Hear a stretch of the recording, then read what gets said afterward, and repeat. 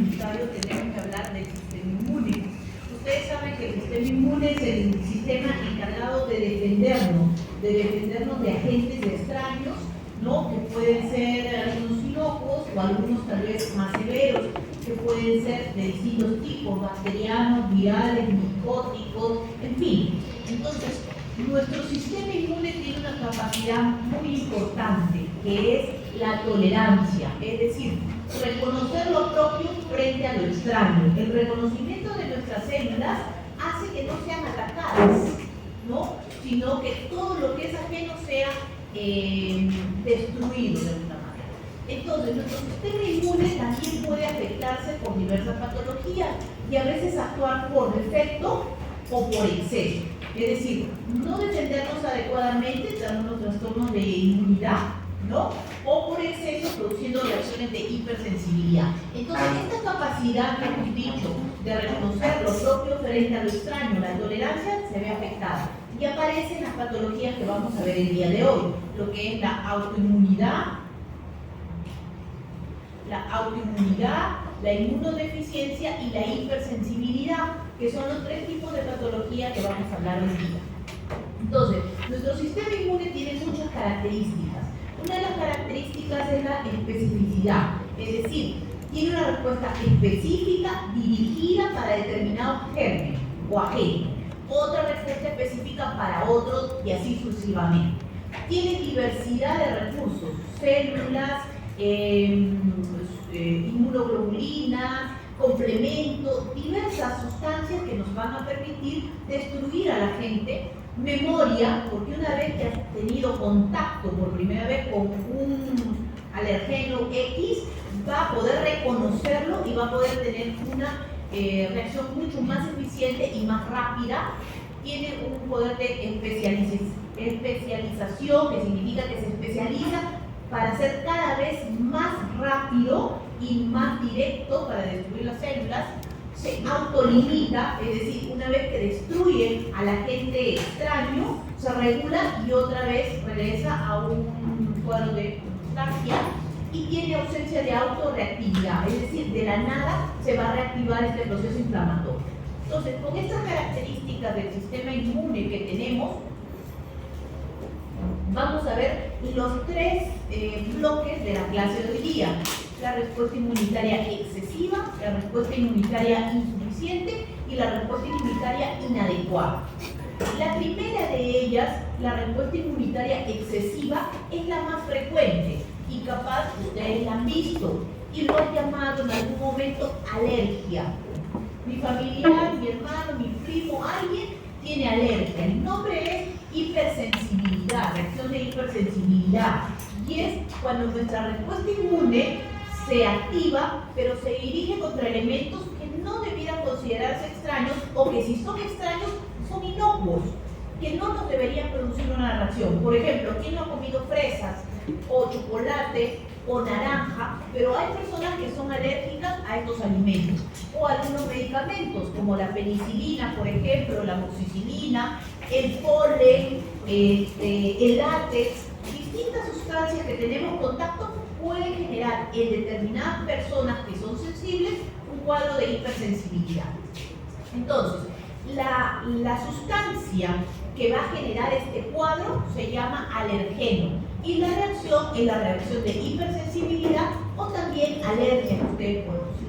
Dentro de los cuadros de alergia existen grados de alergia. Hay alergias leves, moderadas y severas.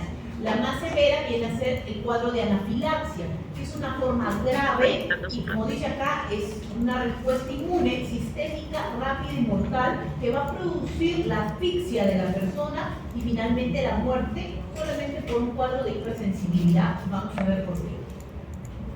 Entonces, la hipersensibilidad clásicamente es la reacción inmunitaria exacerbada que va a llevar a un cuadro patológico, ¿no? Y toda reacción de hipersensibilidad requiere que el individuo sea previamente sensibilizado o haya estado expuesto alguna vez al antígeno. ¿Qué quiere decir esto? Cuando ustedes hacen una historia clínica y le preguntan al paciente, ¿le han puesto penicilina? Y él responde que sí, no significa que sí y que no me hizo nada, significa sí tuve un contacto y puedo haberme sensibilizado. Hay que tener mayor cuidado con esa persona que ha recibido. Por eso a veces lo relacionamos al revés. Me recibió y no le hizo nada. Ya, no le pasa nada. Pero puede haberse sensibilizado. Tiene que haber tenido contacto con la sustancia en cuestión, con el alergeno. Muy bien, entonces la respuesta de hipersensibilidad es una respuesta desproporcionada. Aquí, por ejemplo, vemos una persona que ha estado en contacto con el polen que normalmente nosotros podamos estar en contacto y ha producido una reacción en su piel con múltiples ampollas, una reacción a los guantes, al látex, miren cómo sus manos se han enrojecido, se han hinchado, una reacción al níquel, ¿no? A las hebillas, ¿no? Una reacción probablemente aquí ha tenido una picadura de un insecto, ¿no? Que le ha hecho esta reacción, o alguna reacción a un medicamento en la persona. Entonces, son reacciones desproporcionadas. Sí debería haber una reacción, pero no tan exagerada. Esa es la reacción de hipersensibilidad. Y la reacción de hipersensibilidad va a clasificarse en 4 tipos.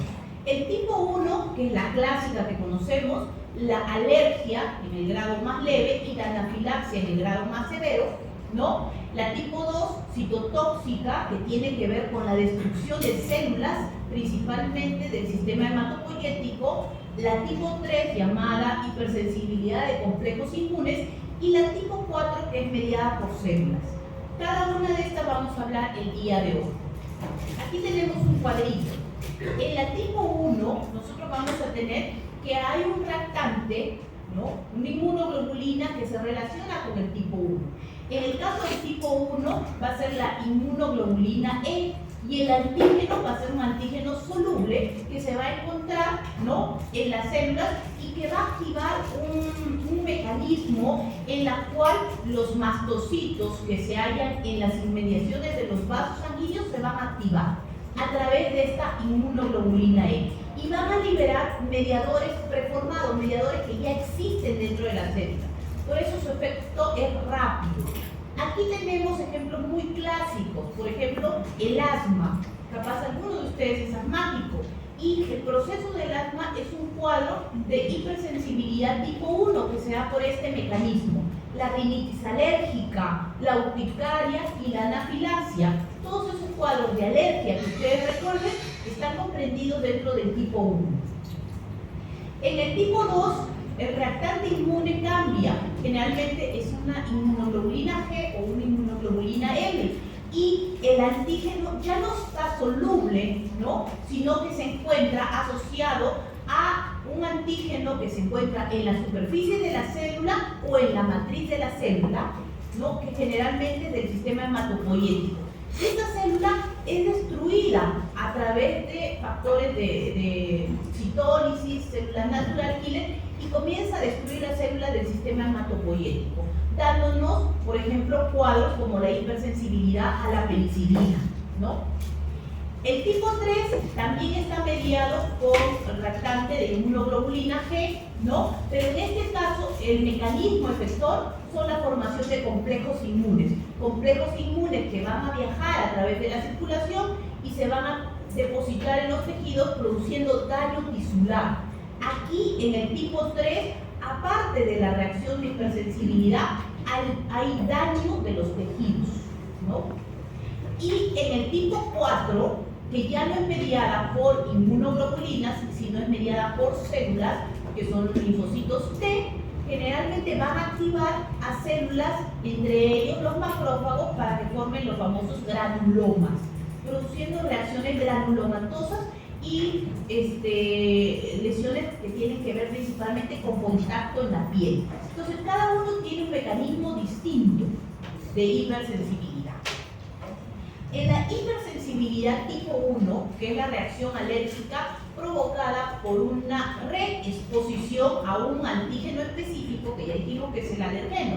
En este caso, van a ser las células plasmáticas las que secretan inmunoglobulina E de forma descontrolada. Normalmente todos secretamos inmunoglobulina E en valores que están por debajo de 100 unidades por mililitro, pero las personas que tienen estos cuadros de hipersensibilidad secretan cantidades elevadas, 200, 300, 500 unidades por mililitro. Y entonces estas células van a activar a los mastocitos a través de receptores que se encuentran en la superficie de ellas, porque estas células fueron sensibilizadas previamente, dando un proceso de degranulación y secreción de mediadores activos dentro de ellos. Aquí podemos ver la primera exposición. Tenemos al macrófago. El macrófago actúa como un presentador de antígenos y lo presenta a los linfocitos T, que a través de la secreción de interleuquina 4 van a activar a los linfocitos B para que se transformen en células plasmáticas que comiencen a liberar inmunoglobulina E específica para este alergeno. O sea, solamente es específica para este tipo de alergeno. Esta inmunoglobulina E liberada va a sensibilizar a los mastocitos. Recordemos que los mastocitos están cerca a los vasos sanguíneos y se va a quedar inactiva esta célula por un periodo de tiempo. ¿Cuánto? Dependerá de cuánto tiempo vuelva a entrar en contacto con el alergeno. En una segunda exposición que ingrese el alergeno, al instante es reconocido y la célula sensibilizada previamente comienza un proceso de degranulación, es decir, libera los mediadores que tiene en su interior a través de estos pequeños gránulos intracitoplasmáticos y comienza a liberar. Y libera histamina, leucotrienos, prostaglandinas, sustancias que van a actuar principalmente como produciendo aumento de la permeabilidad vascular, o sea, edema. Va a comenzar a hincharse de los labios, ¿no? La glotis, las mucosas. ¿Qué más va a tener? Va a tener broncoconstricción, ¿no? Va a tener contracción del músculo liso, entonces va a tener problemas para respirar porque va a comenzar a contraerse el músculo. Va a tener hipersecreción de glándulas, tanto a nivel nasal, ¿no? A nivel bronquial, comienza a haber un aumento de la secreción y va a tener un mayor reclutamiento de células inflamatorias que van a perpetuar el efecto que tiene. Todos estos factores que les digo va a llevar a que la persona comience a tener un cuadro de hipersensibilidad patológica, es decir, va a comenzar a hincharse, dificultad para respirar, va a comenzar a tener trastornos, debido a que entró en contacto otra vez con el mismo alergeno. Muy bien, entonces el alergeno hemos dicho que puede ser cualquiera y la reacción puede ser sistémica o puede ser local. Por ejemplo, si tenemos un alergeno que puede ser el maní, no sé si ustedes han visto, las personas que tienen alergia al maní, ¿no? O por ejemplo alguna droga, un suero que se hayan puesto, tienen una reacción anafiláctica, ¿no? El ingreso de este agente puede ser como el maní por vía oral o el veneno o la droga por vía intravenosa y va a producir todo lo que les he dicho: edema, aumento de la permeación vascular, broncoconstricción, colapso circulatorio, muerte del paciente. ¿No? Si por ejemplo el ingreso del alergeno en vía subcutánea, por ejemplo un insecto que pique o algo, puede producir una reacción local como una urticaria. Si el alergeno ingresa por vía inhalatoria, por ejemplo el polen o el polvo de las heces de los ácaros, puede producir rinitis alérgica y el paciente va a tener edema de la mucosa nasal, irritación, estornudos, ¿no? Si ingresa también por vía inhalatoria, ¿no? El polen o la caspa de los animales puede producir cuadros asmáticos con broncoconstricción, producción de moco, todo lo demás. O si ingresa de vía oral, ¿no? Que puede ser el pescado, los chocolates, naranjas, cualquier agente que produzca esto puede producir síntomas locales, ¿no? Vómitos, diarrea, prurito, urticaria o cuadros anafilácticos. Entonces dependerá de cómo el alergeno ingresa al sistema. Muy bien, entonces habíamos dicho que empieza todo este proceso de degranulación. ¿Y cómo empieza? El reconocimiento del antígeno por la inmunoglobulina E del mastocito provoca que comience a aumentar el ingreso del calcio dentro de la célula. Entonces comienza a aumentar calcio y aumenta también el AMP cíclico. ¿Esto qué va a producir? Va a producir que los gránulos que están formados internamente comiencen a hincharse. Y también se va a producir energía para que los microtúbulos que están dentro de la célula comiencen a movilizar estos gránulos hacia la parte externa, de tal manera manera que la membrana de los gránulos se fusiona con la membrana de la célula, del mastocito, y de esa manera comienza a liberar los mediadores preformados que ya existen. Es decir, esa célula ya tenía formado histamina, heparina, enzimas proteolíticas y otros agentes que comienzan a liberarse inmediatamente. Entonces, la reacción de hipersensibilidad 1 se va a dar en minutos, rapidísimo, es la reacción más rápida de todas. ¿Por qué? Porque el mediador estaba formado en su interior. Pero después que se liberan estos mediadores, comienza un segundo proceso que se llama síntesis de nuevo.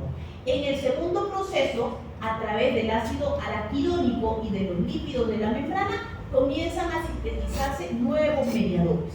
Entonces, el efecto se hace mucho más severo. Entonces, tenemos los mediadores preformados, como la histamina, que van a encargarse de los 4 factores que les he dicho: la permeación vascular, la broncoconstricción, el aumento de secreciones y el reclutamiento de células, y además de la agregación plaquetaria, las triptasas, las heparinas y los factores quimiotácticos que van a reclutar células inflamatorias a la zona donde se necesita. Sin embargo, este efecto de los mediadores preformados es rápido y también pasa rápido. El segundo paso de la síntesis de novo, donde se van a sintetizar nuevos agentes como las prostaglandinas, los leucotrienos, el factor activador de plaquetas, son factores mucho más potentes, ¿no? Y estos van a perpetuar este efecto que estamos diciendo. Por eso el paciente al principio tiene como, en el cuadro de hipersensibilidad, como un periodo en el que parece que remite la patología y después vuelve otra vez mucho más severo. Entonces no nos podemos confiar, porque va a venir la segunda fase de este cuadro de hipersensibilidad. Es decir, la respuesta inicial, la respuesta rápida que aparece entre 5 a 30 minutos a partir de la reexposición, cede aproximadamente a los 30 minutos y aparentemente el paciente mejora. Sin embargo, en la segunda fase, en la fase retardada, que se establece entre 2 a 8 horas después, va a durar días, y esta se va a caracterizar por una intensa infiltración de células inflamatorias y daño en los tejidos. Esta segunda exposición es sin un nuevo contacto con el antígeno. No necesita tener contacto, porque es una secuencia de eventos que va a hacer que se active esto. Muy bien, entonces, en la primera fase, en la que se liberan los mediadores primarios de la reacción inicial rápida, vamos a tener a las aminas biógenas como la histamina, por ejemplo, las quimoquinas, que son mediadores quimiotácticos reclutando células, ¿no? Polimorfos, monocitos, distintos tipos de células, ¿no? También enzimas contenidas en la matriz de los gránulos como proteasas e hidrolasas, que van a producir daño del tejido para que las células viajen más rápido al sitio donde se necesita, y proteoglucanos como la heparina, que tienen que ver con la agregación plaquetaria. Estos son los mediadores de la respuesta inicial, de la respuesta primaria. Y los mediadores secundarios que dijimos que se dan a partir de la segunda hora después de la exposición al alergeno y dura varios días, son principalmente mediadores lipídicos como los leucotrienos B4 o los leucotrienos C4, B4 y E4. Estos tres están separados del B4 porque su mayor efecto aquí tiene que ver con la permeación vascular, o sea, el edema de las mucosas y el efecto sobre el músculo liso, ¿no? Las prostaglandinas D2 y el factor activador de plaquetas, que también se va a ver aquí en los mediadores lipídicos. Tenemos también las citocinas, que son factores que reclutan y activan células inflamatorias, ¿no? Como el factor de necrosis tumoral, que también se ve aquí y que produce daño de los tejidos. Interleucinas, ¿no? Ahorita vamos a ver cuáles de ellas. Los factores estimuladores de colonias de granulocitos y macrófagos, que van a estimular también en la médula ósea para que se produzca mayor cantidad de células inflamatorias, ¿no? Y las quimiosinas que actúan como proteínas quimioatrayentes de células inflamatorias. Entonces, si ven, todos estos factores van a perpetuar el efecto inflamatorio que se ha producido en este cuadro de hipersensibilidad. Entre las interleucinas, les mencioné que habían varias, la 1, la 2, la 3 y la 4, ¿no? Pero de todas ellas, la principal es la interleucina 4. Veamos por qué. La interleucina 1, ¿no? Estas interleucinas van a principalmente tener efecto en la activación de los linfocitos T. ¿Se acuerdan que los linfocitos T eran como un presentador y un activador de los linfocitos B para que se transformen en células plasmáticas? Entonces, las interleucinas tienen función sobre los linfocitos T, permiten, interactúan para que activen a otros linfocitos. Y se va a inducir la proliferación y también la diferenciación de los linfocitos B y la síntesis de las colonias de granulocitos, ¿no? A través de distintos factores. Pero ¿qué es lo que hace particular a la interleucina 4? Que esta va a actuar en la diferenciación de los linfocitos T a un tipo específico, los linfocitos TH2, que no lo tienen las otras interleucinas. ¿Qué significa esto? ¿Por qué es importante la diferencia de estos linfocitos T a una variante que es el linfocito TH2? Bien, normalmente la interleucina 4 es crucial en el cambio para que se produzcan inmunoglobulinas específicas, ¿no? Y descontroladas de un tipo específico de alergeno. Normalmente, un individuo normal tiene un balance de sus linfocitos TH que se van a transformar mayormente en linfocitos TH1 y en poca cantidad en linfocitos TH2. Pero los individuos predispuestos genéticamente a tener estos cuadros tienen un desbalance de esta proporción y tienen grandes cantidades de células que se transforman en linfocitos TH2. Esto mediado por la interleucina 4, porque esta interleucina también se forma de manera descontrolada. Y esta alteración en el balance va a generar que se produzcan células o linfocitos B que van a liberar de manera descontrolada inmunoglobulina C y van a sensibilizar a sus células para que estas reaccionen desmedidamente frente a un alergeno. Entonces, esto es importantísimo, el papel que desarrolla esta interleucina para formar esto, ¿no? Los linfocitos TH2. Entonces, estas personas que tienen esta predisposición genética son sujetos atópicos. No cualquier persona va a desarrollar una reacción de hipersensibilidad. Son personas que tienen ciertas atopías, ciertas alteraciones.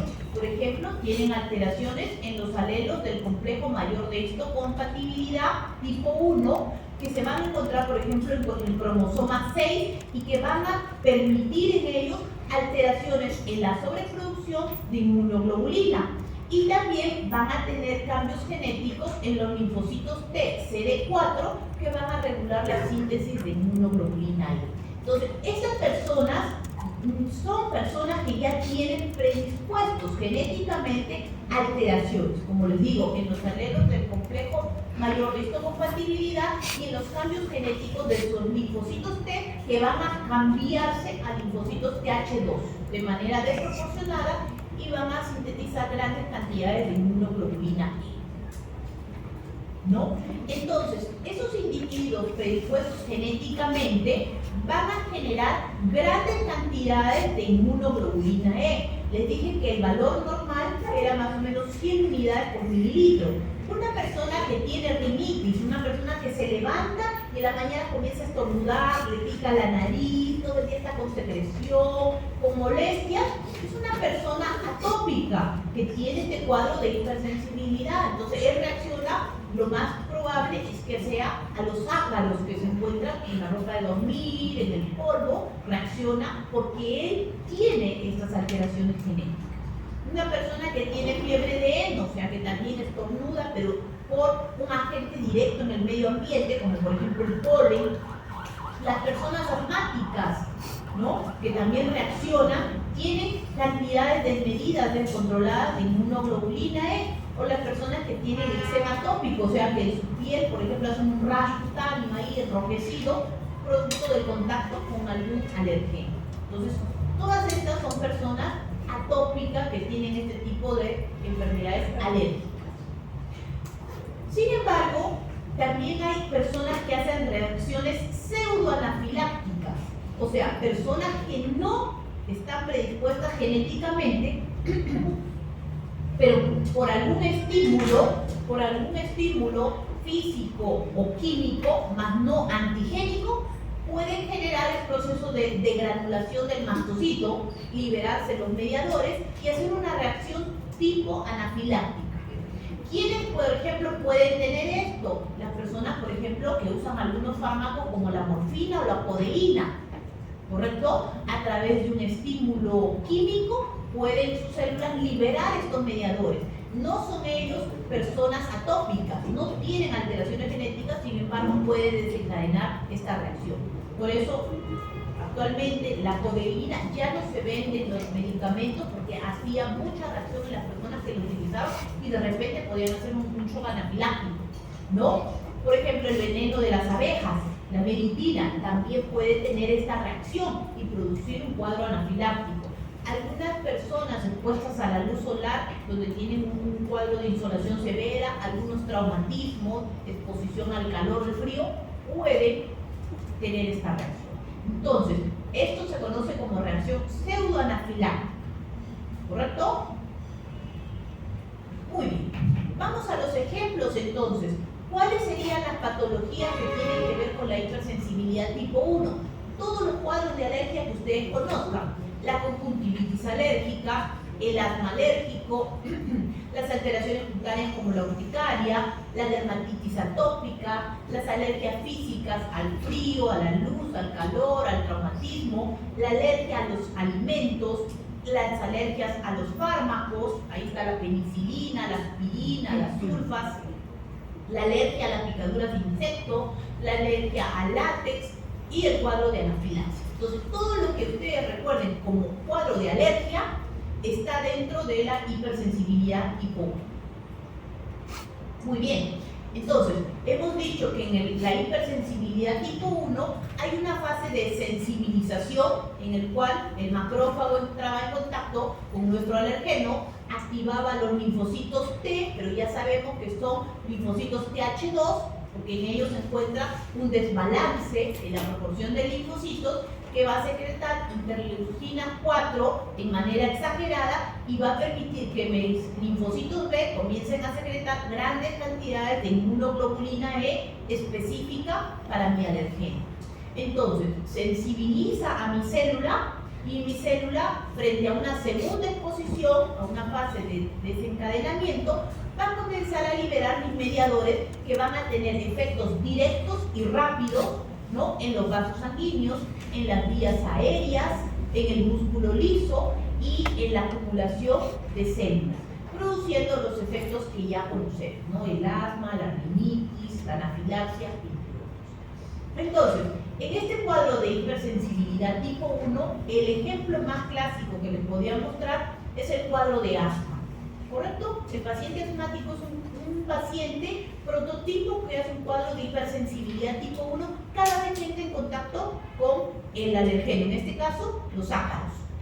Entonces, en ellos, ¿qué se va a producir? Se va a producir un cuadro, por ejemplo, de broncoconstricción, ¿correcto? Broncoconstricción, que es la respuesta inmediata. El músculo liso se contrae y entonces el paciente comienza a sentir que le falta el aire. Se va a edematizar las mucosas y va a comenzar una segunda fase en la cual las células inflamatorias son reclutadas para la zona donde se necesita y va a comenzar un proceso inflamatorio, que es una respuesta tardía con mucha inflamación. A lo largo, el paciente, ¿no? El paciente con asma va a tener otros trastornos, por ejemplo, hipertrofia del músculo liso, ¿no? Entre fibrosis, entonces el cuadro se va perpetuando. Pero el asmático principalmente es un cuadro de hipersensibilidad tipo 1. Muy bien. Pasamos a la hipersensibilidad tipo 2. La hipersensibilidad tipo 2 es una hipersensibilidad de tipo citotóxica. ¿Qué quiere decir aquí?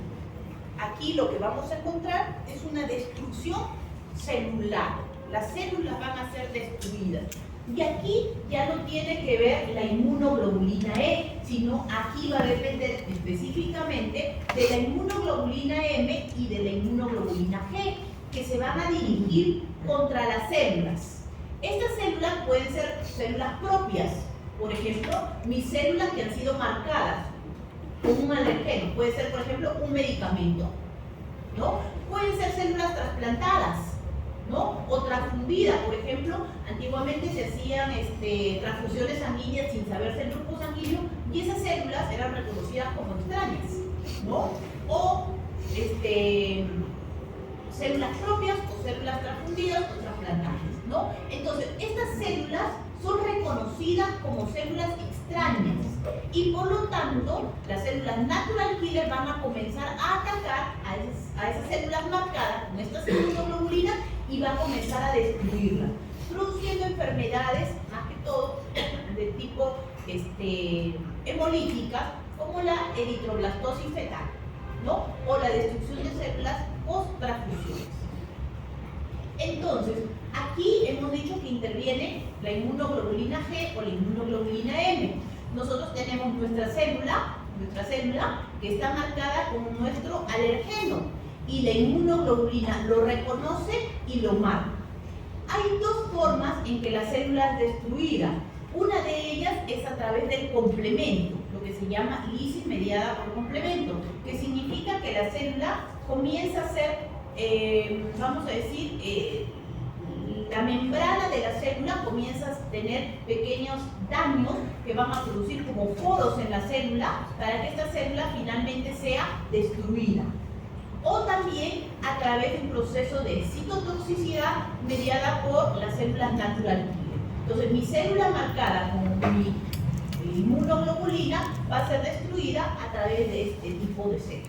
Entonces, básicamente, en la hipersensibilidad tipo 2, lo que se produce es un daño de la célula. La célula es destruida. ¿Qué enfermedades podemos ver aquí? Podemos ver las reacciones transfusionales. Se hace una transfusión de un tipo sanguíneo que no es y todas esas células son destruidas, son lisadas. Las enfermedades hemolíticas en el recién nacido, las anemias hemolíticas, ¿no? La púrpura trombocitopénica inducida por anticuerpos, ¿no? Las enfermedades como el pérfigo y el pemfigoide, las anemias perniciosas, las trombocitopenias, ¿no? El síndrome de Gaux-Pasteur, que tiene que ver con alteraciones a nivel renal y a nivel pulmonar, ¿no? Algunas hipersensibilidades a fármacos, aquí he puesto penicilina, y otras enfermedades menos comunes. Pero en este tipo de hipersensibilidades, ustedes recuerden todas las enfermedades que tienen que ver con destrucción de las células, sean hematíes, sean plaquetas, ¿no? Entre otros. Entonces, el ejemplo que les he traído para que me puedan entender aquí es la eritroblastosis fetal, que es una enfermedad feto-neonatal producida por incompatibilidad sanguínea feto-materna. ¿Qué significa esto? La madre es RH negativo, el padre es RH positivo y el fruto de esa unión es un niño RH positivo. Mientras ese feto está dentro de la madre, ¿no? Nosotros vamos a ver aquí, ¿no? El feto va a tener sus eritrocitos RHD positivo, porque la madre es RHD negativo. En el momento del parto, ¿no? Hay contacto entre la sangre del feto y la madre. Es en ese momento del parto el momento en que la madre se sensibiliza. Recuerden que para toda reacción de hipersensibilidad la persona tiene que haber sido previamente sensibilizada. ¿Correcto? Entonces, la mujer tiene que haber tenido un parto, un aborto, algo donde haya habido contacto con este tipo de sangre. En ese momento, la mujer genera anticuerpos, ¿no? Contra las células de su hijo, RH positivo. En un segundo embarazo, ¿no? Entra en contacto de nuevo con las células del nuevo hijo y en este momento se genera la reacción de hipersensibilidad. en donde va a alisar, va a destruir las células del hijo. ¿Me dejo entender?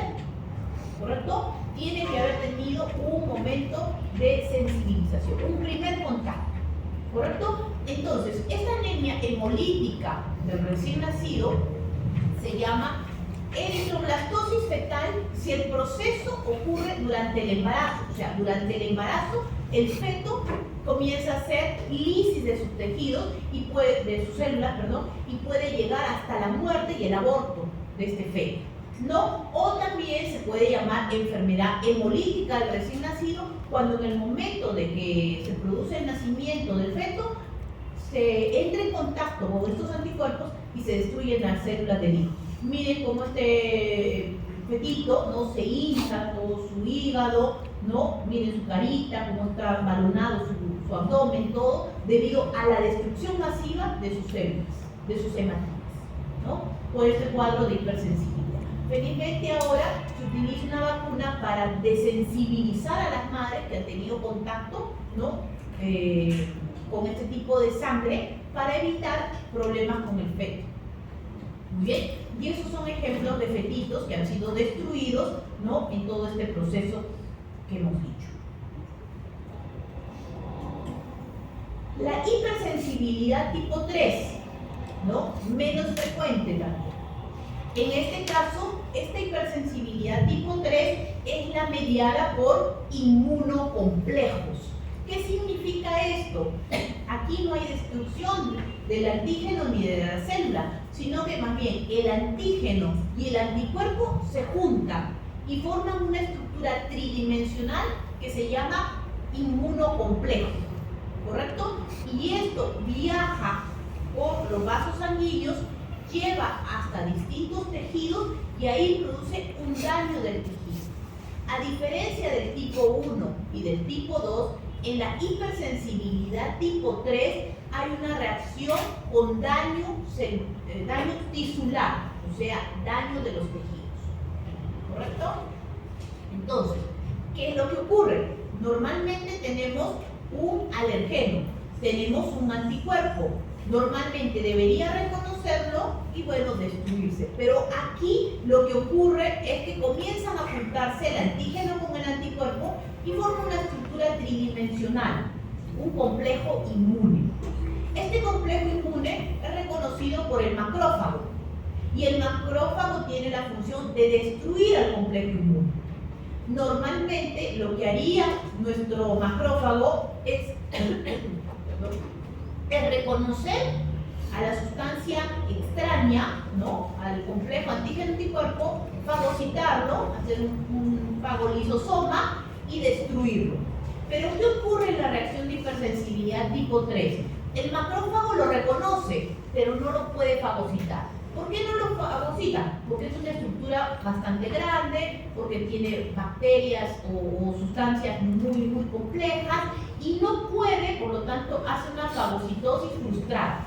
Al no poder fagocitarlo, el macrófago libera las enzimas lisosomales, destruyendo en parte al complejo inmune, pero también destruyendo a los tejidos adyacentes. Entonces, en la reacción de hipersensibilidad tipo 3 hay daño tisular. Muy bien, en esta enfermedad entonces llamada de los complejos inmunes, se forma dentro de la circulación y viajan a través de la circulación, dividiéndose en 3 fases del proceso. La primera fase es la formación del complejo antígeno-anticuerpo en la circulación. El segundo es depósito de los inmunocomplejos en los distintos tejidos. Y 3 es la reacción inflamatoria en la localización donde se deposita este complejo inmune. Y en la primera fase, donde se forman los complejos inmunes circulantes, ustedes ven acá, ¿no?, que tenemos a los antígenos en la circulación. Ese antígeno puede ser una bacteria, puede ser un virus, puede ser una partícula de alguna célula, ¿no?, y se une con nuestros antígenos, con el anticuerpo, y forma nuestro complejo inmune. Este de ahí viaja y se deposita en los tejidos. ¿De qué va a depender de que se deposite en un tejido? Pues va a depender del tamaño, ¿no?, del tamaño del complejo inmune, del sistema mononuclear fagocítico, que lo encuentre y lo destruya previamente, de la carga eléctrica, de la valencia del antígeno, de la estructura tridimensional, de factores hemodinámicos.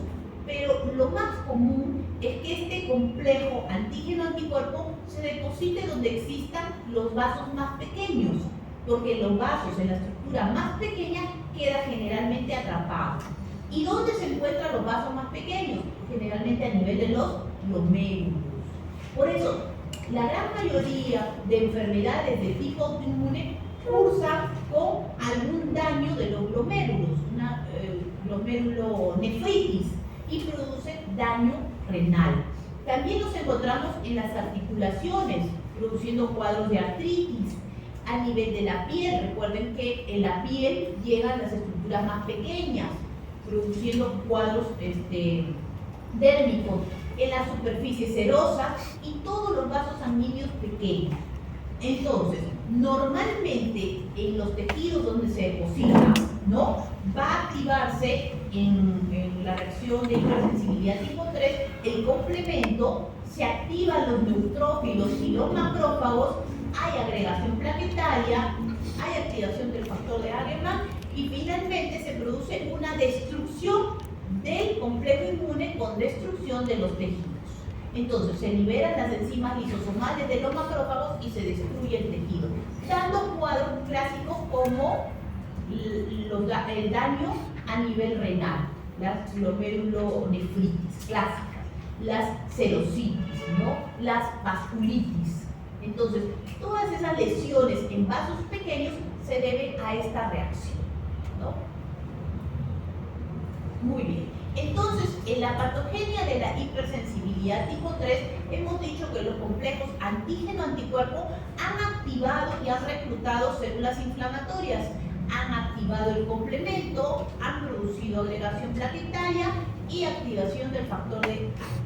Entonces, básicamente, todo esto va a traducirse en ¿qué? En reclutamiento de neutrófilos y monocitos, macrófagos. Va a producirse cuadros de edema y vasodilatación. Va a haber microtrombosis e isquemia que va a llevar a la necrosis del tejido, ¿no? Y el reclutamiento de estas células inflamatorias va a activar a los macrófagos para que liberen enzimas lisosomales que va a producir mayor destrucción, mayor necrosis de los tejidos. Entonces, la hipersensibilidad tipo 3 va asociada con daño tisular. Entonces, ¿qué grupos de enfermedades encontraremos aquí? Encontraremos clásicamente la enfermedad del suero, que es la enfermedad que en un ratito les voy a explicar, ¿no?, como ejemplo. Las vasculitis cutáneas, por ejemplo, ustedes han escuchado cuadros de vasculitis, ¿no?, inflamación en los vasitos pequeños que se producen. El eritema nodoso, que es una lesión que se produce a nivel de las pantorrillas de la persona, ¿no?, y que tiene que ver con el uso de anticonceptivos orales o sulfas que van a producir un complejo antígeno-anticuerpo que se va a depositar generalmente en el tejido graso, y va a producir lesiones dolorosas, ¿no?, ahí. El lupus eritematoso sistémico, la artritis reumatoide, la neumonitis por hipersensibilidad y todas las glomerulonefritis que ustedes recuerden, glomerulonefritis aguda, glomerulonefritis membranosa proliferativa y enfermedades renales, ¿no? Entonces, el ejemplo que les he traído es la enfermedad del suero.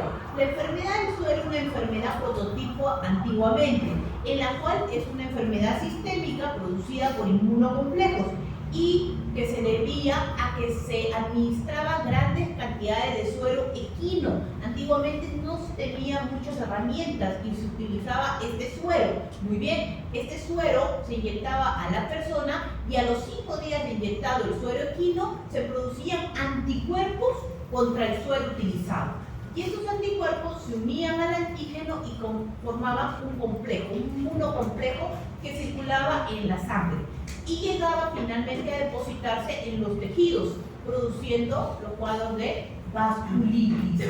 Entonces, estos pacientes con enfermedad del suero debutaban con glomerulonefritis, artritis, vasculitis y serositis, ¿no? Actualmente esta enfermedad ya no se ve, ya no se utiliza este suero porque ya se sabe lo que va a producir, pero antiguamente era utilizado, ¿no?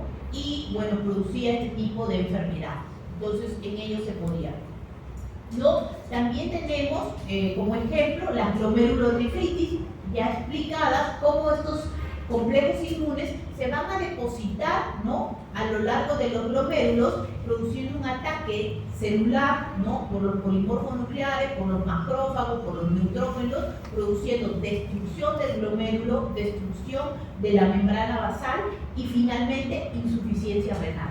Las personas que tienen estos cuadros, ¿no?, de hipersensibilidad terminan con cuadros de insuficiencia renal debido a este tipo de hipersensibilidad.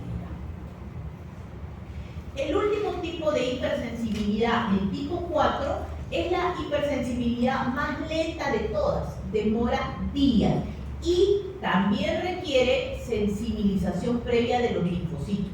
Aquí ya no actúan inmunoglobulinas, sino directamente los linfocitos T. Y estos linfocitos T van a liberar linfocinas que van a dar respuestas inflamatorias a destiempo. Por eso son la reacción más lenta que existe. Y normalmente la reacción se va a producir por contacto a través de las pieles.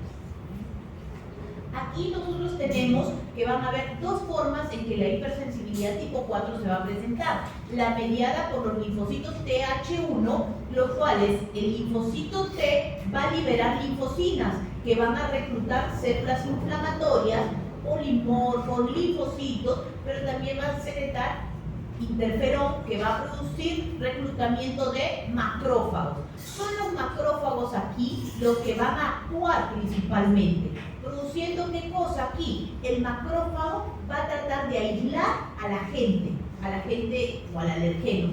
En este caso, como el macrófago no lo puede destruir, lo encapsula, formando el famoso granuloma. ¿Ustedes han escuchado los granulomas?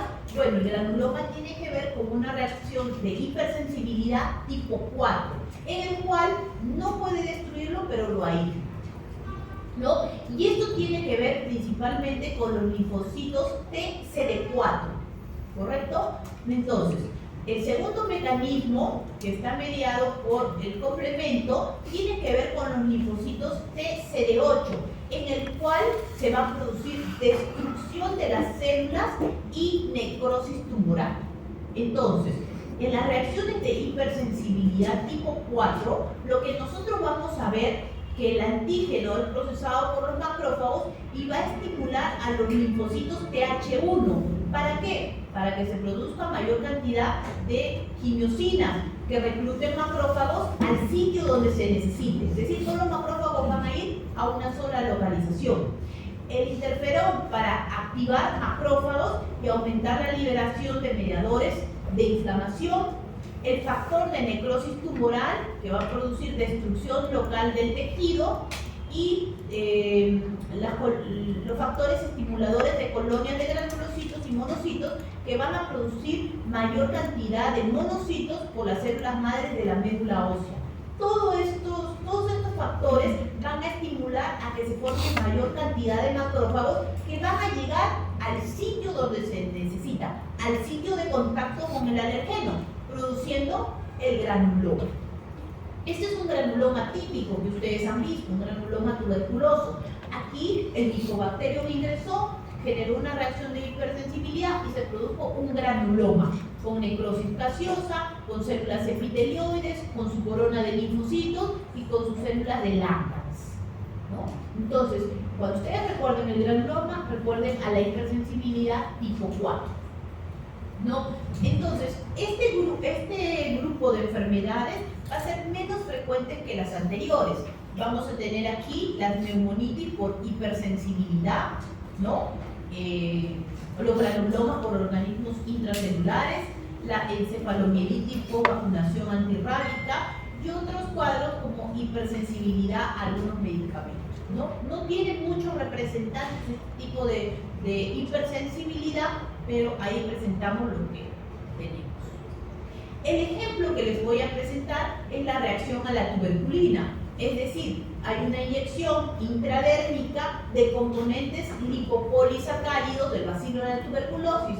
Se inyecta en una persona a nivel del tejido subcutáneo. ¿Y qué espero encontrar?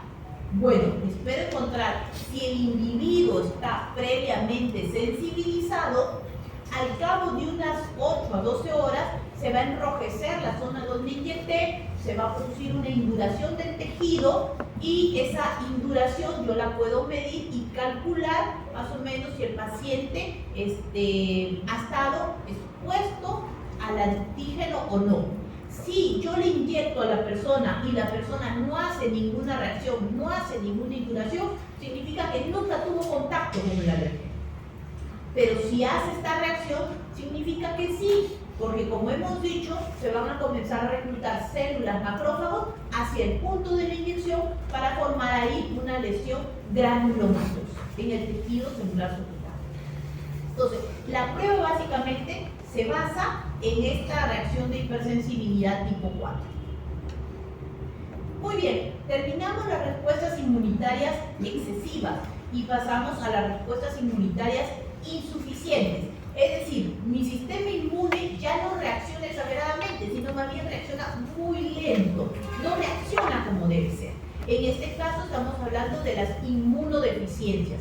Las inmunodeficiencias son enfermedades, ¿no?, en las que a nuestro sistema inmune le falta actuar y pueden ser primarias o congénitas, cuando hay una alteración genética que lleva a una producción defectuosa de los linfocitos T, de los linfocitos B, de ambos o de otro componente de nuestro sistema inmune, o las inmunodeficiencias secundarias o adquiridas que van a producirse a lo largo de la vida del paciente, por una infección viral como el SIDA, una pandemia que todos recordamos, o por otras enfermedades como la malnutrición o enfermedades que afecten directamente al sistema inmune como leucemias o enfermedades que deriven de un tratamiento médico como un trasplante.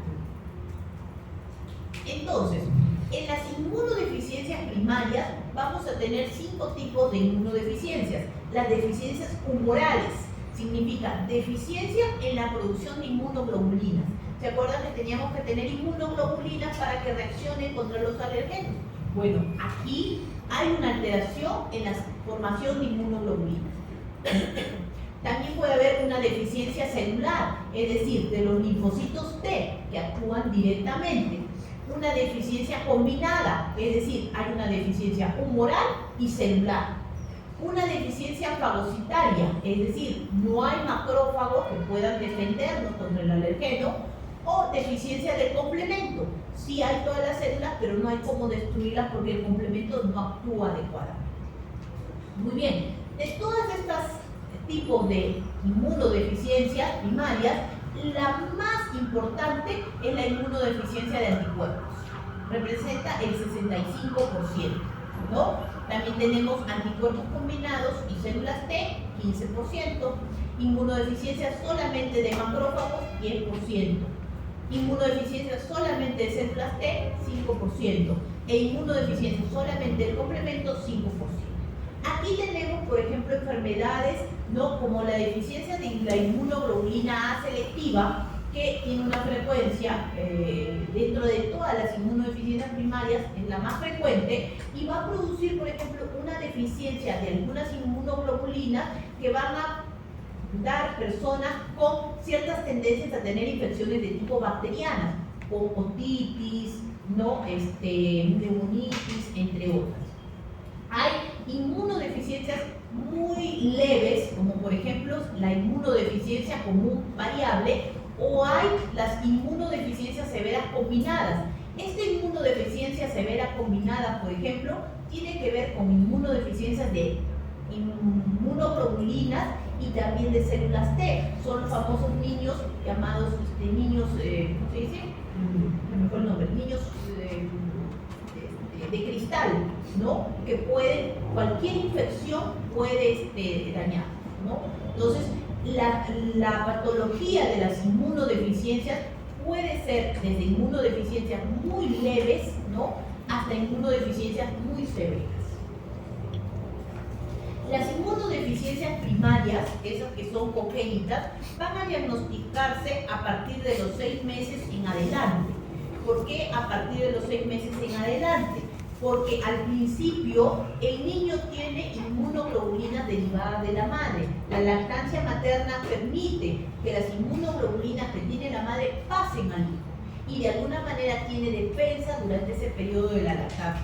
Pero una vez que pasa el periodo de la lactancia, el niño no produce generalmente inmunoglobulinas y podríamos encontrar en ese momento alteraciones de su inmunidad. Estas patologías son más frecuentes en el sexo femenino, 5 a 1 por cada 5 niños por cada niño.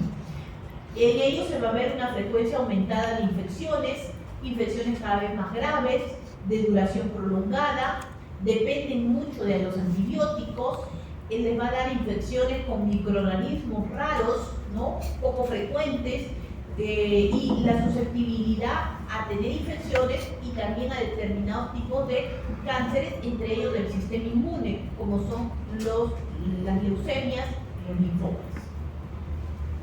¿no? En ellos, por ejemplo, aquí tenemos el síndrome de DiGeorge, que es una patología congénita en la que hay una detección en el cromosoma 22, por ejemplo, que va a llevar a que haya en él una anomalía específica, que es la aplasia del timo. En el timo es donde terminan de madurar los linfocitos T, esos linfocitos que actuaban para la defensa y la presentación del antígeno. Entonces, en ellos hay una anomalía específica que va a dar un tipo de susceptibilidad a infecciones específicas. Tenemos otras patologías, como por ejemplo las deficiencias de los complejos de histocompatibilidad mayor, que más que todo se asocian a mutaciones en el cromosoma 6, y que estos factores van a permitir un contacto entre el linfocito T y el linfocito B para poder actuar en conjunto. Estas alteraciones específicas, estas anomalías específicas, van a llevar a susceptibilidades específicas para determinados agentes, como vamos a ver ahorita. Entonces, les he puesto un ejemplo de cada tipo de anomalía, una enfermedad específica para el déficit celular, para el déficit de inmunoglobulinas, para que lo puedan ir entendiendo. Pero para que me puedan entender, cada tipo de células tiene determinado efecto en ciertos agentes.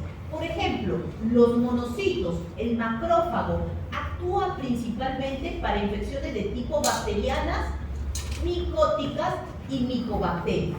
Un daño en los macrófagos permitirá que, por ejemplo, hayan infecciones micóticas, infecciones a través de hongos o infecciones bacterianas. Los linfocitos B, que producen anticuerpos, principalmente actúan sobre las infecciones bacterianas y un poquito sobre las infecciones virales, pero más que todo bacterianas. Los linfocitos T actúan principalmente sobre las infecciones virales, micóticas, parasitarias y micobacterias. El complemento actúa principalmente sobre las infecciones bacterianas y los linfocitos natural killer actúan sobre las infecciones de tipo viral. Dicho esto, entonces veamos las deficiencias humorales. Las deficiencias humorales son las deficiencias que se caracterizan porque se producen niveles séricos bajos de una o más inmunoglobulinas, ¿correcto? Entonces, las inmunoglobulinas, nosotros habíamos visto que tenían que ver más que todo con las infecciones de tipo bacterianas, ¿correcto? Entonces, en estos pacientes, ¿qué vamos a ver? Vamos a ver que van a tener una mayor predisposición a tener infecciones bacterianas recurrentes. Nosotros tenemos en la piel, por ejemplo, bacterias inocuas, ¿no? Tenemos estafilococos, estreptococos, que no nos harían mayor patología, pero las personas con inmunodeficiencia tienen infecciones respiratorias, infecciones como otitis, sinusitis, neumonías a repetición, debido a que no tienen esas inmunoglobulinas. A su vez, estas personas van a tener una respuesta muy escasa a las vacunas. Recuerden que cuando se pone la vacuna, se pone un alergeno, se espera que la persona forme anticuerpos, forme inmunoglobulinas contra el alergeno. Pero en estas personas tienen una inmunodeficiencia justamente en la producción de inmunoglobulinas. Entonces, las inmunodeficiencias humorales tienen que ver mucho con las infecciones bacterianas y con la respuesta a las vacunas. El ejemplo que les he traído es la agamma-globulinemia ligada al cromosoma X, o enfermedad de Bruton, que es una enfermedad que se caracteriza por la ausencia prácticamente de todas las inmunoglobulinas séricas.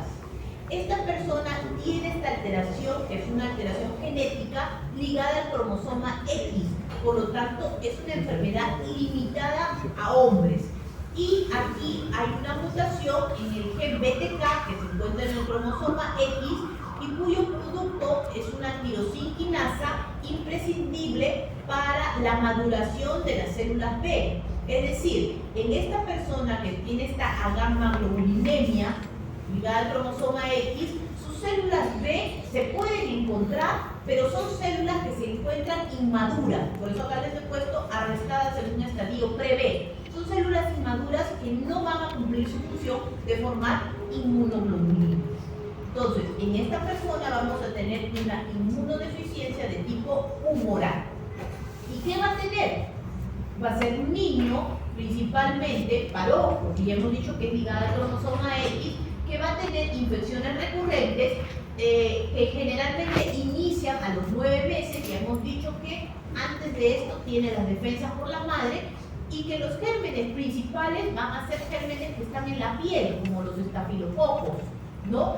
Que van a verse en ellos infecciones desde banales a infecciones mucho más severas, como conjuntivitis, faringitis, otitis, bronquitis, neumonías e infecciones cutáneas. Sin embargo, en estas personas, las infecciones virales y las infecciones micóticas van a tener un curso normal. ¿Por qué? Porque su inmunidad celular, o sea, sus linfocitos T, sí están normales, no tienen alteración. Entonces sí lo defienden contra este tipo de agentes, ¿no? Las inmunodeficiencias celulares generalmente son las deficiencias que tienen que ver con alteraciones de los linfocitos T. Por lo tanto, en estos, las complicaciones más frecuentes van a ser agentes oportunistas de tipo viral y micótico. Recuerden a los pacientes con VIH, en que la célula diana es el linfocito T. Más o menos, aquí también se va a ver infecciones virales y micóticas. Y también va a tener reacciones de hipersensibilidad retardada.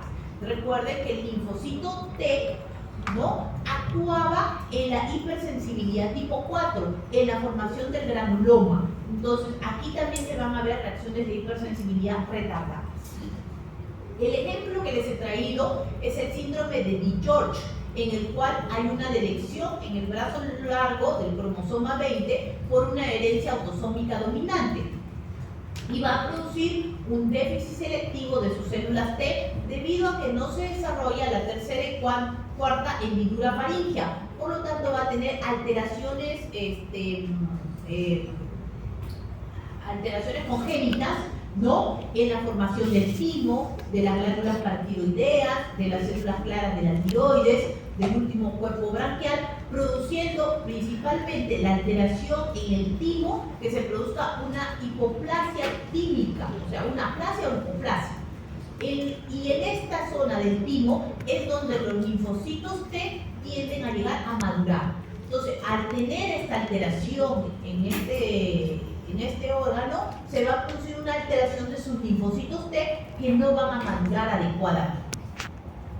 Entonces, va a tener la hipoplasia o ausencia del timo, va a estar asociado a alteraciones en el aspecto de la boca, de los pabellones auriculares, de la cara, defectos congénitos en el corazón y grandes vasos, pero para lo que respecta a nosotros, van a tener niveles bajos de linfocitos T y van a tener una mala defensa contra las infecciones virales y micóticas.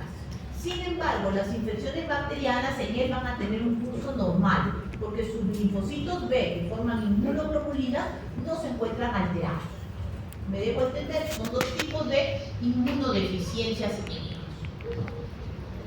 También tenemos las inmunodeficiencias humorales y celulares, es decir, que no tienen inmunoglobulinas para la defensa de las infecciones bacterianas y también sus linfocitos T no funcionan adecuadamente para que los defiendan frente a infecciones virales y micóticas. En estas personas son enfermedades letales dentro de los primeros años. Generalmente de lactantes fallecen debido a todas estas infecciones que tienen. Muy bien. Pasamos a las inmunodeficiencias secundarias o adquiridas, ¿no? Que ya no son de una alteración genética, sino que se adquieren en un momento de la vida. Y uno dirá, bueno, estas no son tan frecuentes. Sin embargo, son más frecuentes de lo que nosotros creemos. Cada vez que escuchamos inmunodeficiencias adquiridas, pensamos en VIH. Es lo primero que se nos viene a la mente y decimos, ah, ya, este grupo de pacientes. Pero no, hay muchos pacientes bastante comunes que no hemos pensado, pero que ya tienen una inmunodeficiencia. Las personas mayores de edad, ¿no? Las personas de la tercera edad tienen un tipo de inmunodeficiencia. ¿Por qué? Porque básicamente en estas personas se deterioran sus defensas físicas, ¿no? Como su piel, sus mucosas, su piel se seca, se agrieta, pueden entrar infecciones por ahí. Disminuyen sus funciones, su repertorio celular disminuye, sus funciones de fagocitosis, sus linfocitos T, todo tiende a disminuir en estas personas. Entonces una persona de edad avanzada es una persona que por una condición fisiológica ya tiene una inmunodeficiencia adquirida. El embarazo, por ejemplo, el exceso de progesterona inhibe la proliferación de ciertos tipos celulares y puede producir también un tipo de inmunodeficiencia. El estrés, ¿cuántas personas no han tenido estrés frente a algún momento, por ejemplo, en algún examen y han tenido una infección, por ejemplo, que se manifestó como un herpes virus? Hay gente que tiene herpes, ¿no? A nivel del labio y en un momento de estrés puede producirse o puede producirse también una infección respiratoria debido a eso, ¿no?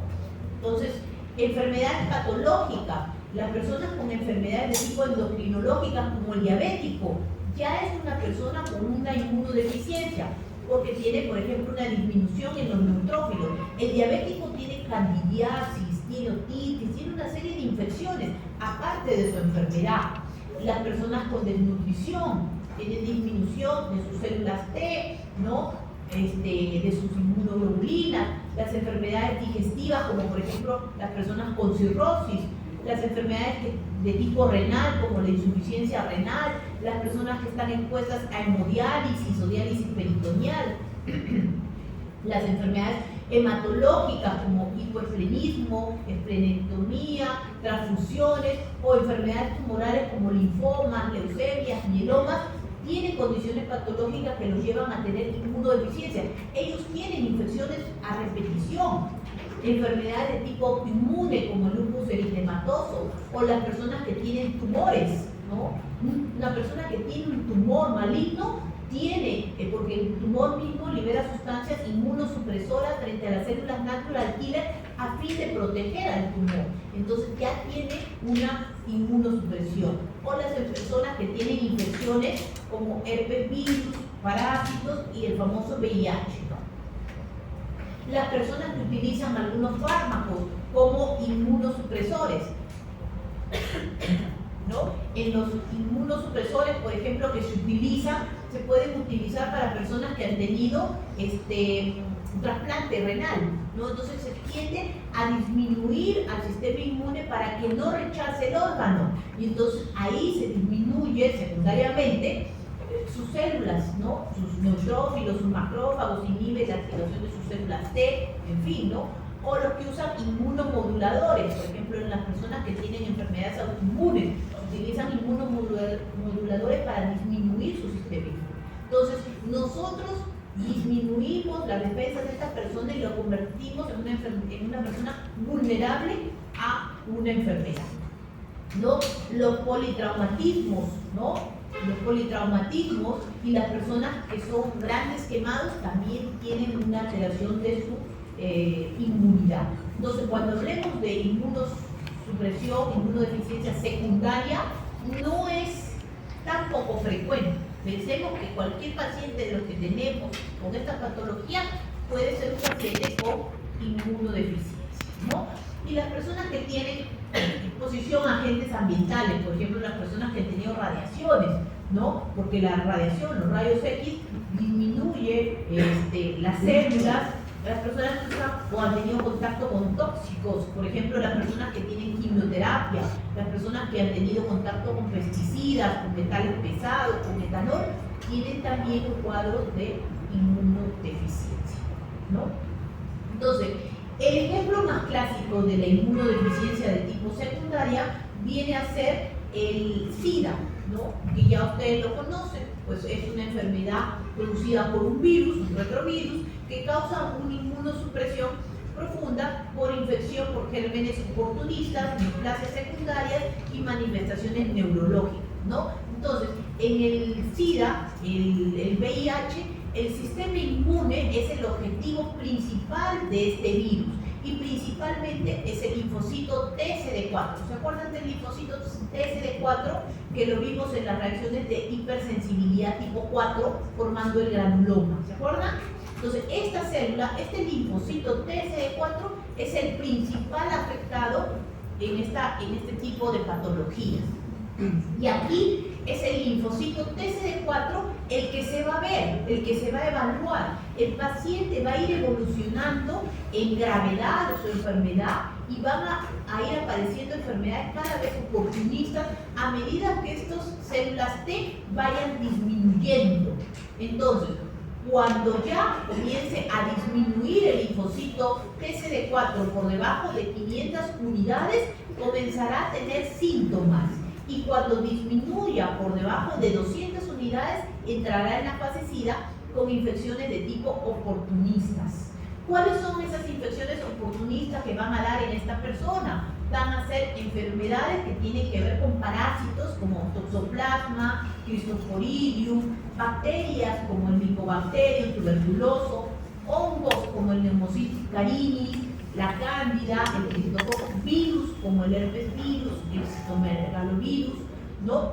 Y otros tipos de enfermedad. Y aquí un dato importante, la asociación, la sinergia que tiene el VIH con el Mycobacterium tuberculoso. Recuerden ustedes que el linfocito TCD4 era importantísimo para formar los granulomas. Cuando un paciente con VIH se infecta también con Mycobacterium, la enfermedad se potencia porque justamente esta célula que se encarga de aislar a la gente al Mycobacterium está afectada. Entonces, mucho cuidado con estos pacientes que tienen estas dos infecciones. En estos pacientes también se van a producir enfermedades de tipo malignas. Tenemos el famoso sarcoma de Kaposi, que también tiene que ver con el VIH, pero sobre todo con la asociación con el herpes virus 8. Los linfomas, ¿no? Linfomas no Hodgkin, que pueden haber, y los linfomas cerebrales. Muy bien, terminamos entonces con las respuestas inmunitarias inadecuadas. Y hemos visto las respuestas inmunitarias excesivas, los cuadros de hipersensibilidad, las respuestas inmunitarias insuficientes, los cuadros de inmunosupresión o deficiencia. Y ahora vemos las respuestas inmunitarias inadecuadas. ¿Qué significa esto? Son los cuadros de autoinmunidad. Es decir, es el proceso que se desencadena por la alteración en el reconocimiento de lo propio. Dijimos que la principal característica del sistema inmune era la tolerancia, reconocer nuestras propias células. Pero aquí nuestro sistema inmune se altera y no reconoce nuestras propias células, las reconoce como extrañas. Y nuestro sistema inmune genera autoanticuerpos, o sea, anticuerpos contra nuestras propias células, y dirige un ataque mediado por nuestras células, por nuestros linfocitos T, para que ataquen a nuestras propias células. ¿Correcto? Entonces, esto es el cuadro de autoinmunidad. Y son las enfermedades autoinmunes bastante conocidas como la diabetes, bueno, antes se llamaba juvenil, esclerosis múltiple, artritis reumatoide, lupus eritematosis, psoriasis, los que van a encontrarse en este tipo de cuadros. Entonces, aquí no se reconocen nuestras células propias, se reconocen como extrañas. En las enfermedades autoinmunes vamos a tener dos tipos. Las enfermedades autoinmunes sistémicas que no tienen un órgano específico. Por ejemplo, aquí encontramos las polimiositis, ¿no? Que, por ejemplo, aquí se va a producir un daño a nivel, ¿no? De los tejidos musculares, ¿no? Y va a ser una enfermedad de tipo sistémico. O, por ejemplo, el lupus eritematoso sistémico, que también va a producir una enfermedad autoinmune generalizada en distintos órganos. Es decir, en el lupus eritematoso va a haber daño renal, daño de las serosas, daño a nivel del pulmón, daño a nivel de la piel, daño en distintos órganos. Por eso se llama enfermedad autoinmunitaria de tipo sistémica. O también hay las enfermedades autoinmunitarias locales, en las cuales hay un órgano específico. Por ejemplo, en la diabetes mellitus, ¿no? Hay un daño a nivel del páncreas, directamente solamente a la célula del páncreas, a la célula beta del páncreas. En la enfermedad de Addison, un daño en la glándula suprarrenal. En la tiroiditis de Hashimoto, daño de las células tiroideas, ¿no? En el pérfido vulgar, daño directo a las células de la epidermis, y así por el estilo, ¿no? En anemia hemolítica autoinmune, un daño directo a los glóbulos rojos. Entonces, nosotros vamos a tener que para cada enfermedad hay un anticuerpo específico. Por ejemplo, en la tiroiditis de Hashimoto, hay anticuerpos contra las propias células tiroideas. Si se destruyen las células tiroideas, nosotros vamos a tener un cuadro de hipotiroidismo, ¿no? En la enfermedad de Graves, el anticuerpo está dirigido contra el receptor de las hormonas, de la TSH. Entonces, se destruyen los receptores, pero se va a comenzar a sobreestimular a la glándula y se va a producir un cuadro de hipertiroidismo. Si bien el órgano es el mismo, el efecto es distinto porque el anticuerpo es dirigido a distintos tipos de células o de tejidos. En la enfermedad de Addison va a haber anticuerpos antiadrenales, produciendo cuadros de hipocortisol.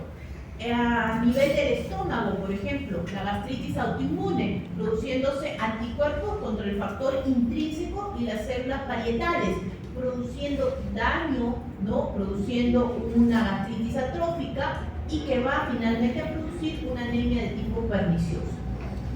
En la diabetes mellitus, anticuerpos contra las células beta del páncreas, ¿no? Y en la miastenia gravis, anticuerpos contra los receptores de acetilcolina, produciendo debilidad y fatiga muscular. Entonces, en cada enfermedad autoinmune hay específicamente un anticuerpo dirigido contra algún tipo de célula, ¿no? De ese órgano. ¿Cuál es la teoría actual? ¿Por qué se produce esta patología? La teoría actual es que hay un antígeno que fue absorbido a través del intestino y ese antígeno es reconocido de manera errónea porque tiene componentes similares a las células y nuestro sistema inmune genera anticuerpos contra ese antígeno que secundariamente daña nuestras células.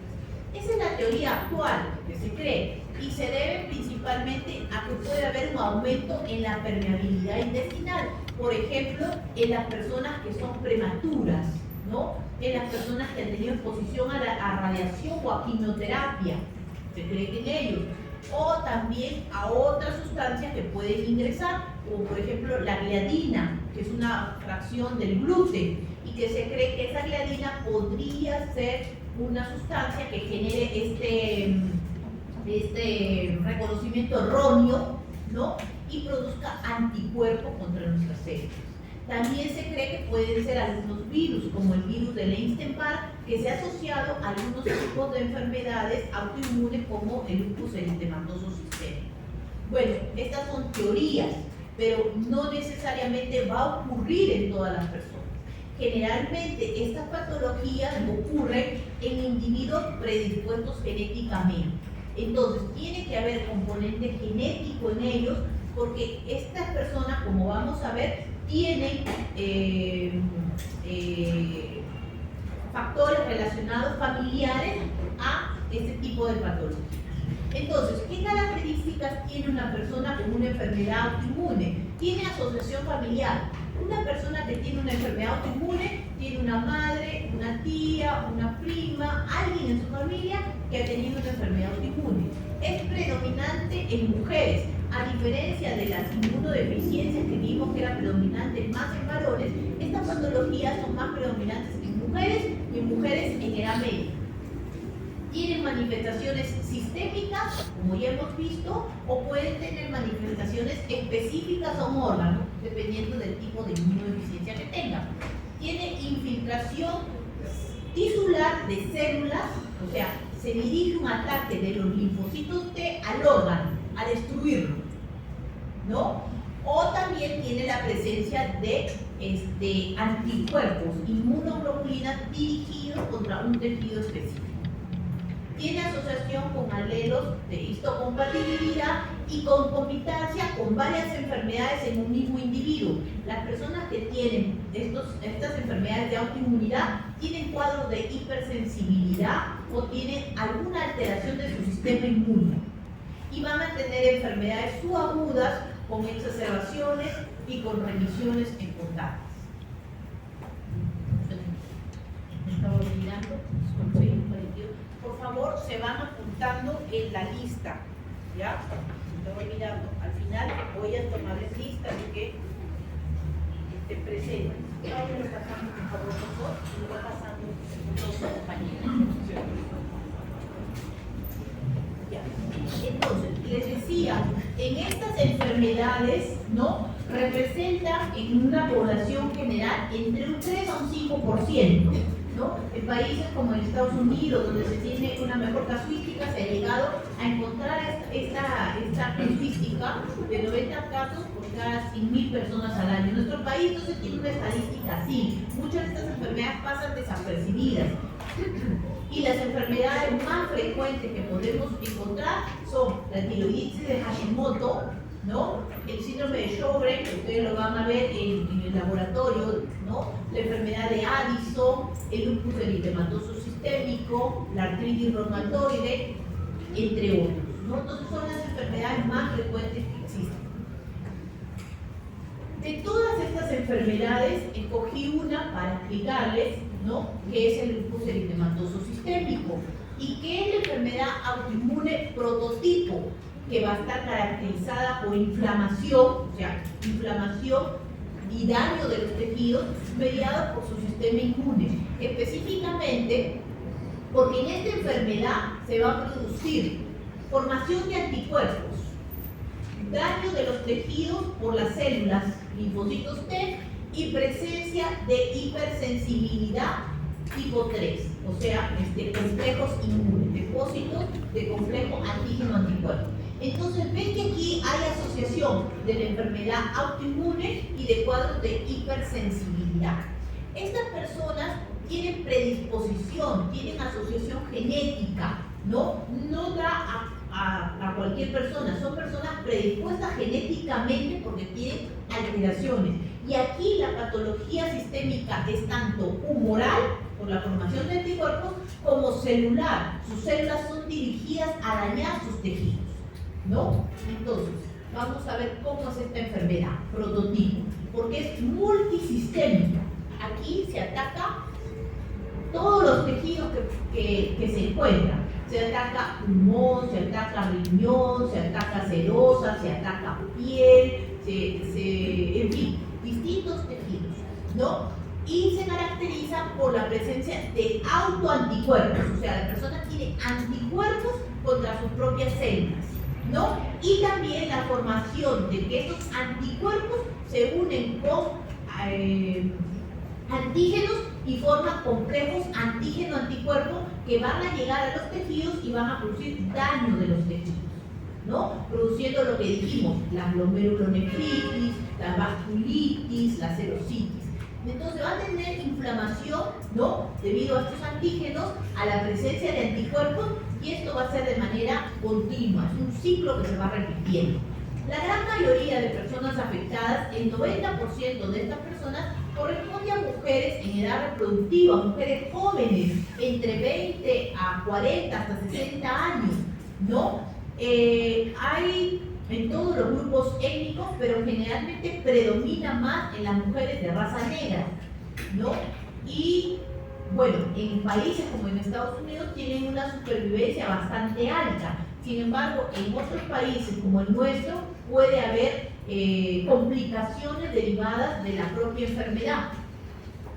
Entonces, esta enfermedad se va a presentar después de una infección con un órgano, con un organismo, con un virus que se cree tiene partículas, proteínas muy parecidas a nuestras propias células y que son confundidas por error con nuestro sistema inmune. Y entonces son dirigidos el ataque contra estas células. Usualmente se ha visto esta enfermedad que tiene una asociación temporal con la infección del virus de Epstein-Barr. O sea, la persona se ha infectado del virus Epstein-Barr y secundariamente han aparecido manifestaciones lúpicas. Entonces, en ellos se ha relacionado el antecedente de esta infección viral previo a la aparición del lupus. Sin embargo, el factor genético es importante también y no suficiente. ¿Por qué? Hay gemelos monocigotos, o sea, gemelos idénticos totalmente, y que en ellos solamente tienen asociación con el lupus en un 25%. Quiere decir que hay algo más que desencadena en ellos la aparición de esta enfermedad inmune. Y en los gemelos disigotos están solo 2%. Entonces, también en estas personas con lupus, que hemos dicho que tenemos anticuerpos, hipersensibilidad tipo 3, también vamos a ver que la radiación ultravioleta también es un factor ambiental, o sea, es un tipo de hipersensibilidad tipo 1 asociado a la exposición al sol que va a exacerbar la lesión que ellos tienen. O sea, miren cuántas lesiones, cuántas enfermedades del sistema inmune ellos tienen. Se va a caracterizar por una enfermedad febril, crónica, remitente, ¿no? Que va a tener fatiga, malestar, pérdida de peso, y como ustedes ven aquí en la cara de esta persona, tiene una erupción en forma de alas de mariposa. Esta erupción que presenta rojiza en la piel se agrava con el sol. Cada vez que la mujer se expone al sol, ¿no? Se produce esta reacción de hipersensibilidad, con inflamación, con dolor, ¿no? Y va a tener lesiones en distintos órganos, de ahí que es multisistémica, ¿no? ¿Por qué? Porque tiene la presencia de estos complejos antígeno-anticuerpos que se van a depositar a lo largo de sus tejidos. Se va a depositar a nivel pleural, produciendo derrames pleurales, puede producir serositis a nivel del corazón, puede producir nefritis lúpica por depósitos de complejos inmunes a nivel de los glomérulos, puede producirse artritis, ¿no? Entre otros. Y el exantema en alas de mariposa que hemos dicho. Entonces, es una patología combinada con todas las patologías anteriores que hemos mencionado, ¿no? Aquí se va a ver un daño mediado por complejos inmunes, la hipersensibilidad tipo 3. Recuerden, se formaban complejos inmunes en la circulación y viajaban y se depositaban en los vasos más pequeños, produciendo la nefritis lúpica, la vasculitis, cistitis, entre otros.